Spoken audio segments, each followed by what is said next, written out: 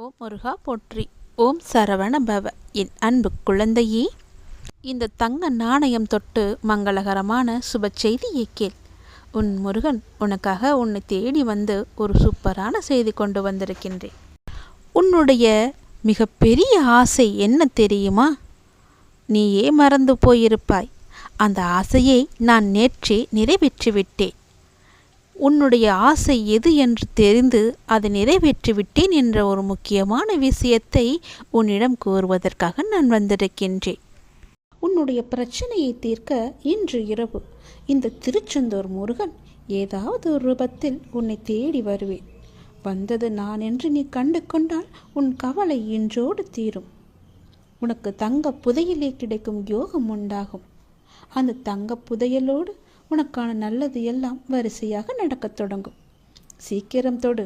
உனக்கு சீக்கிரமாகவே தங்கப் புதையலை நான் என் அனுமதியின்றி எதுவுமே உன்னை நெருங்க முடியாது. உன்னை திருப்திப்படுத்துவேன். என்னையே நம்பி இருக்கும் உன்னை காப்பதே என்னுடைய வேலை. உன் அப்பா நான் இருக்கும் வரை உன்னை நான் தாங்கிக் கொண்டே இருப்பேன்.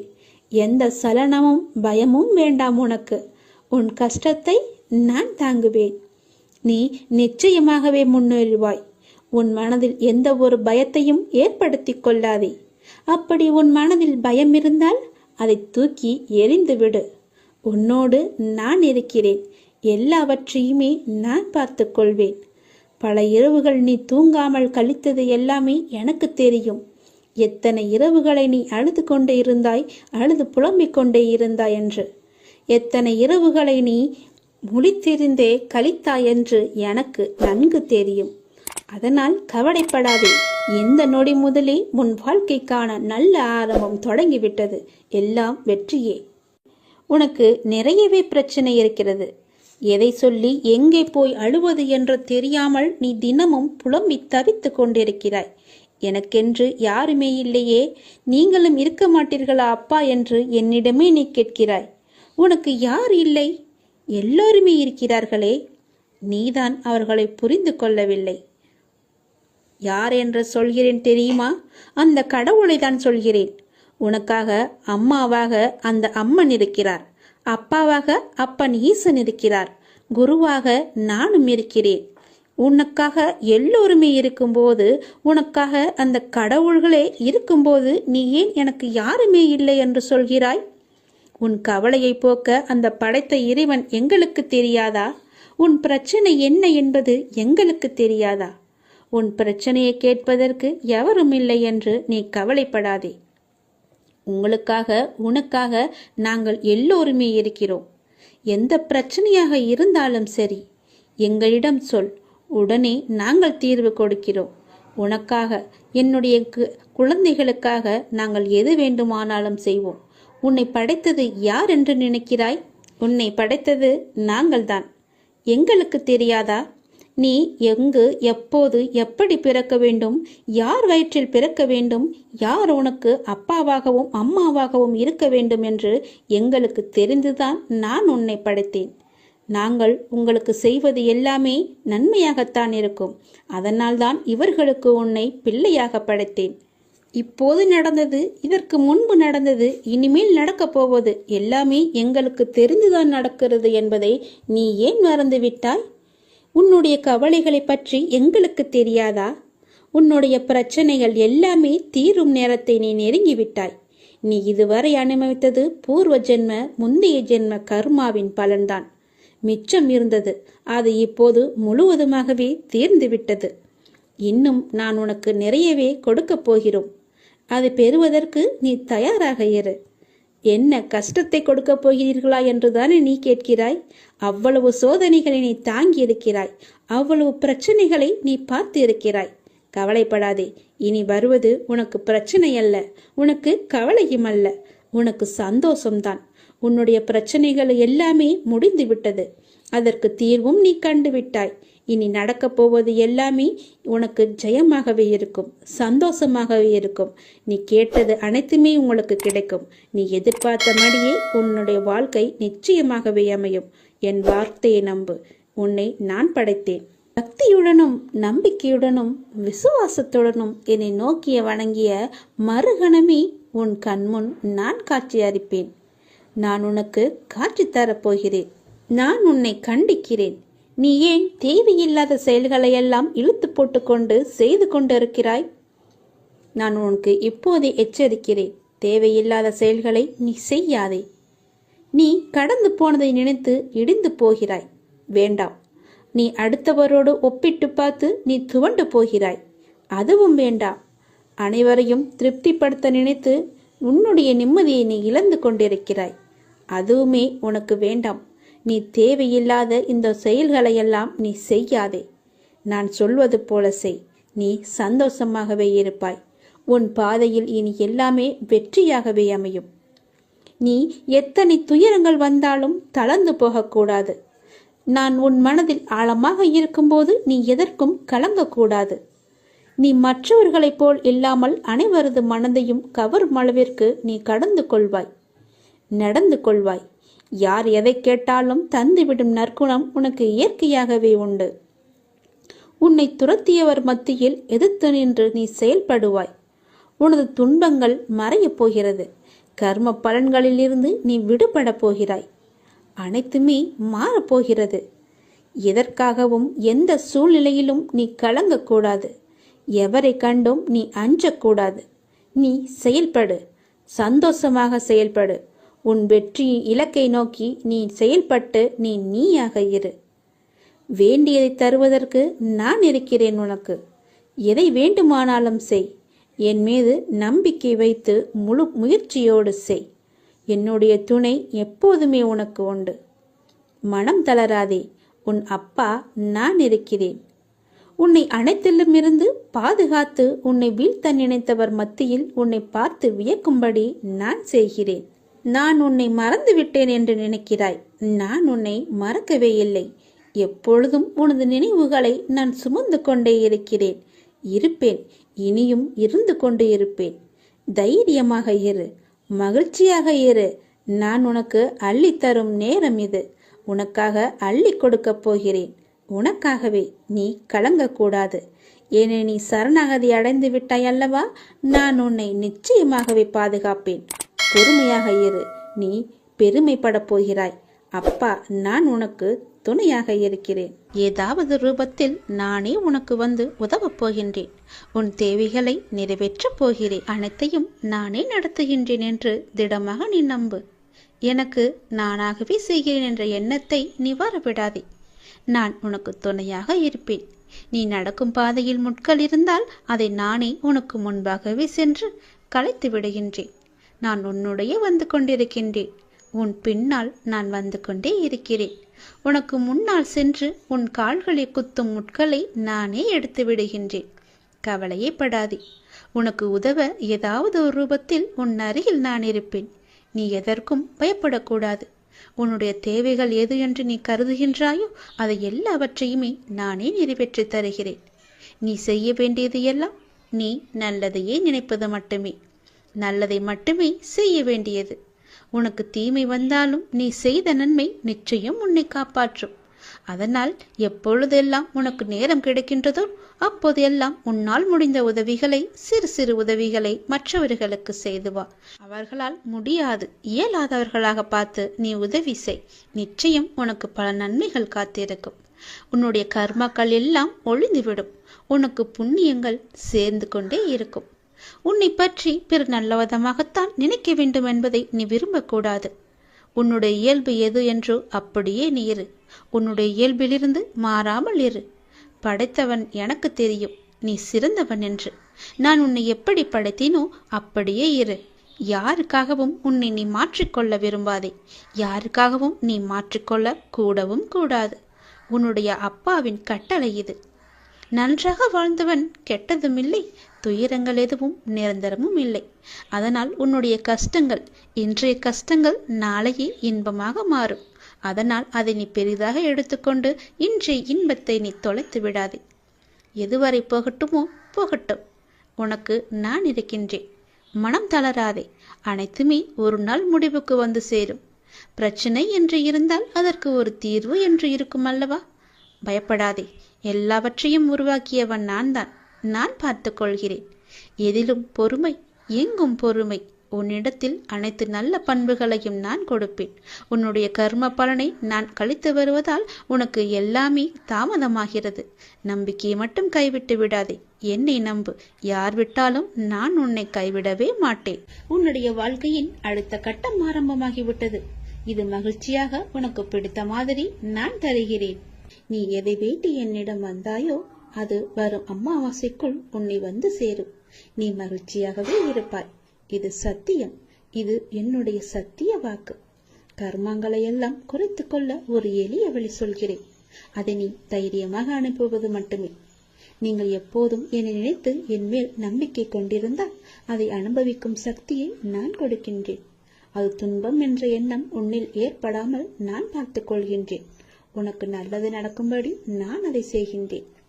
நீ முதலில் பொறாமை என்கின்ற வேண்டாத குணத்தை பொறுத்தவரை நமக்கு எந்த லாபமோ நஷ்டமோ கிடையாது என்பதை நீ அறிந்து கொள்ள வேண்டும். பொறாமை என்பது இன்னொருவருக்கு கிட்டியிருக்கும் லாபமோ அல்லது பலம் கண்டு நமக்கு தாளாமல் ஏற்படும் எண்ணம்தான். வேறு ஒருவருக்கு ஒரு அதிர்ஷ்டமோ செல்வாக்கோ கிட்டிவிட்டால் நம்மால் அதை சகித்துக் கொள்ள முடியாமல் அவதூறாக பேசுகின்றோம். அவருக்கு நஷ்டம் ஏற்பட்டுவிட்டால் மகிழ்ச்சியும் அடைகின்றோம். இது நல்லதா? அந்த மனிதனின் வளம் பெற்றால் நமக்கு என்ன நஷ்டம் ஏற்பட்டுவிடப் போகிறது? ஆனால் ஜனங்கள் இப்படி சிந்திப்பதில்லையே. அவனுக்கு நலம் கிட்டினால் நாமும் மகிழ்வோம். நமக்கும் நலம் கிட்டியது, நாமும் பாக்கியசாலிகள் என எண்ணுவோமே. அதே நலம் நாமும் பெறுவோம். பெறுவதற்கு முயற்சி செய்து கொண்டே இருப்போம். அதுவே நமது விருப்பமும் தீர்மானமாக இருக்கும் வரை அந்த லட்சியத்தை எளிதாகவே அடைந்து விடலாம். நம்மிடமிருந்து அவன் எதையும் எடுத்து செல்லவில்லையே. ஒன்றும் கிடையாது. அவனுடைய கர்மாவின் பலனாக அவன் வளம் பெற்றான். அப்படி இருக்க அதை கண்டு நாம் ஏன் பொறாமைப்பட வேண்டும்? ஆகவே முதலில் பொறாமையை வென்று விட வேண்டும். அதை தூக்கி எறிந்து விடு. உனக்கு நெகிய வேண்டியதை நான் செய்கிறேன். உன் வாழ்வின் அடுத்த கட்டம் இந்த நொடி முதல் ஆரம்பமாகிவிட்டது. தை அமாவாசைக்கு பிறகு உனக்கு எல்லாமே நல்லதாகவே நடக்கும். உனக்கு இப்போது நன்றாக புரிந்திருக்கும். இதுவரை கடினமாக இருந்த முதல் பாகம் இப்போது மகிழ்ச்சியான இரண்டாம் பாகமாக மாறுவதற்கான அறிகுறிகளை நீ உணர்ந்திருப்பாய். அப்படி நீ உணரவில்லை என்றால் நீ வரும் நாட்களில் கண்டிப்பாகவே உணர்வாய். உன் வாழ்வின் அடுத்த கட்டம் மகிழ்வானதாகவே உனக்கு பிடித்த மாதிரியே இருக்கும். நானே அதற்கு பொறுப்பு. உன்னுடைய வாழ்க்கை முடிந்து போகவில்லை.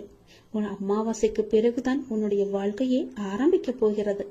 அந்த இனிதான வாழ்க்கையை வாழ, நீ சந்தோஷமாக வாழ, நீ நிம்மதியாக வாழ அதை நான் தயார்படுத்தி கொண்டிருக்கின்றேன். வரும் தை அமாவாசை அன்று அது உன் கையில் கிடைக்கும்படி நான் செய்து தருகிறேன். கண்டிப்பாகவே அதில் பல நல்ல நல்ல மகிழ்ச்சியான சந்தோஷங்களை எல்லாம் நான் வைத்திருக்கின்றேன். அதை அனுபவிக்க நீ எப்போதும் போல தயாராக இரு. உனக்கு வெற்றி கிடைக்கும் நேரம் வந்து விட்டது. மனம் தளராது. நீ உயரமாக வளர்ந்து ஜோதியை போல ஜொலிக்க போகிறாய். சந்தோஷமாக இருக்கு. உனக்கு நிறையவே பிரச்சனை இருக்கிறது. எதை சொல்லி எங்கே போய் அழுவது என்று தெரியாமல் நீ தினமும் புலம்பி தவித்து கொண்டிருக்கிறாய். எனக்கென்று யாருமே இல்லையே, நீங்களும் இருக்க மாட்டீர்களா அப்பா என்று என்னிடமே நீ கேட்கிறாய். உனக்கு யார் இல்லை? எல்லோருமே இருக்கிறார்களே. நீதான் அவர்களை புரிந்து கொள்ளவில்லை. யார் என்று சொல்கிறேன் தெரியுமா? அந்த கடவுளை தான் சொல்கிறேன். உனக்காக அம்மாவாக அந்த அம்மன் இருக்கிறார். அப்பாவாக அப்பன் ஈசன் இருக்கிறார். குருவாக நானும் இருக்கிறேன். உனக்காக எல்லோருமே இருக்கும்போது, உனக்காக அந்த கடவுள்களே இருக்கும்போது நீ ஏன் எனக்கு யாருமே இல்லை என்று சொல்கிறாய்? உன் கவலையை போக்க அந்த படைத்த இறைவன் எங்களுக்கு தெரியாதா? உன் பிரச்சனை என்ன என்பது எங்களுக்கு தெரியாதா? உன் பிரச்சனையை கேட்பதற்கு எவரும் இல்லை என்று நீ கவலைப்படாதே. உங்களுக்காக உனக்காக நாங்கள் எல்லோருமே இருக்கிறோம். எந்த பிரச்சனையாக இருந்தாலும் சரி எங்களிடம் சொல், உடனே நாங்கள் தீர்வு கொடுக்கிறோம். உனக்காக, என்னுடைய குழந்தைகளுக்காக நாங்கள் எது வேண்டுமானாலும் செய்வோம். உன்னை படைத்தது யார் என்று நினைக்கிறாய்? உன்னை படைத்தது நாங்கள்தான். எங்களுக்கு தெரியாதா?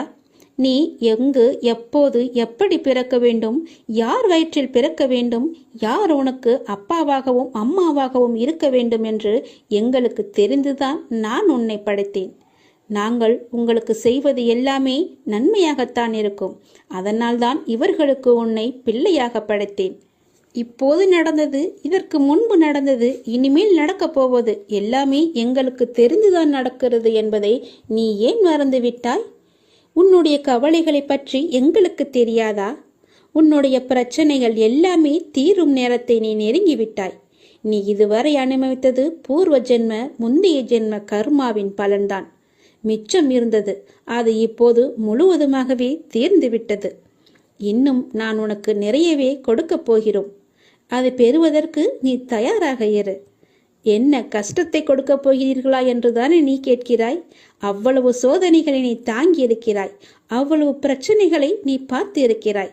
கவலைப்படாதே, இனி வருவது உனக்கு பிரச்சனை அல்ல, உனக்கு கவலையும் அல்ல, உனக்கு சந்தோஷம்தான். உன்னுடைய பிரச்சனைகள் எல்லாமே முடிந்து விட்டது, அதற்கு தீர்வும் நீ கண்டுவிட்டாய். இனி நடக்கப் போவது எல்லாமே உனக்கு ஜெயமாகவே இருக்கும், சந்தோஷமாகவே இருக்கும். நீ கேட்டது அனைத்துமே உங்களுக்கு கிடைக்கும். நீ எதிர்பார்த்தபடியே உன்னுடைய வாழ்க்கை நிச்சயமாகவே அமையும். என் வார்த்தையை நம்பு. உன்னை நான் படைத்தேன். எனக்காக கொஞ்சம் நேரம் ஒதுக்கி இதை கேள். உன்னை பற்றி நான் முழுமையாக சொல்கிறேன். உன்னுடைய மனநிலை எப்படி இப்போது இருக்கிறது என்று நான் சொல்கிறேன். முழுமையாக எனக்காக நேரம் ஒதுக்கி கவனமாக கேள். நீ எங்கிருந்தாலும் நான் உன்னுடன் இருப்பேன், உன்னுடன் மட்டும்தான் இருப்பேன். நீ இப்போது எந்த நிலையில் இருக்கிறாய் தெரியுமா?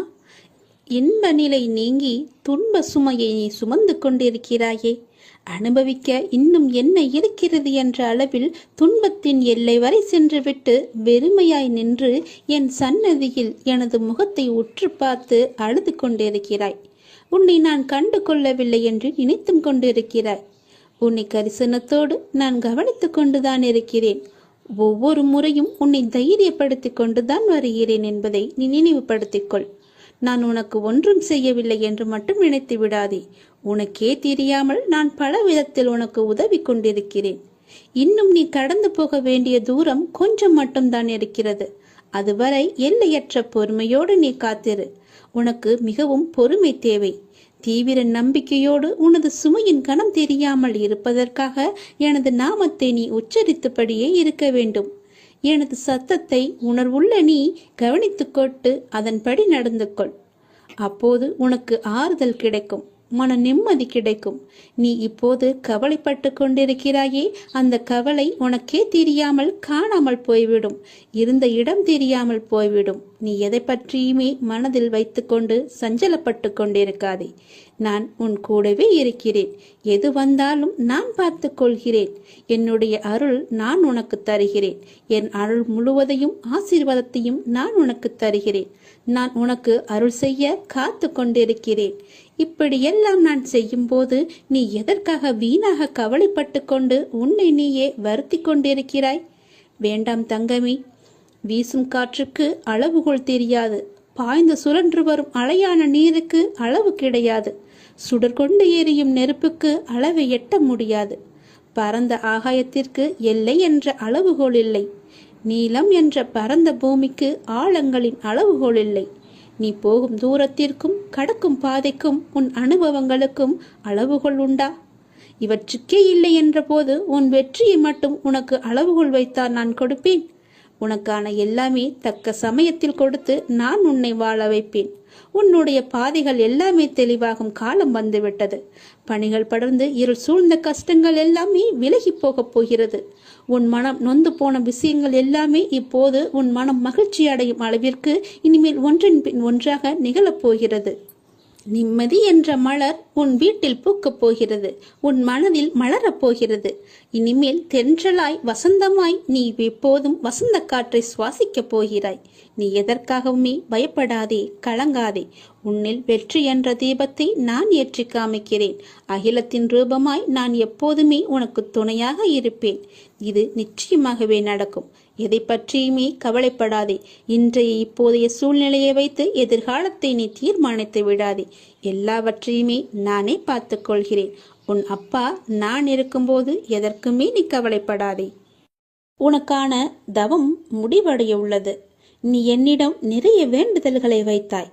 அதற்காகத்தான் இத்தனை நாட்கள் அது நிறைவேற வேண்டுமென்று உனக்காக நான் பசியும் பட்டினியாக தவம் இருந்து வந்தேன். அந்த தவம் இப்போது முடியும் தருவாயில் இருக்கிறது.